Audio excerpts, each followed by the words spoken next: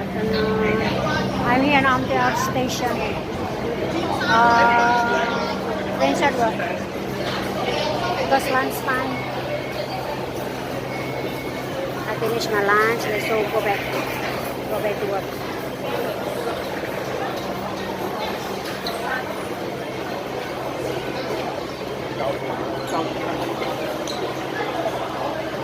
So many people here, many passengers. So guys, if you're tourist, you came in Hong Kong, if you want to buy ticket, MTR ticket, go there in the machine. They have the machine there. It's easy. If you don't know, you can ask the staff. The staff is using the yellow uniform, the one you can ask them. They will help you. It's easy. Easy to transportation anywhere. If you want information, you ask the yellow one t-shirt, this one. This is the uniform.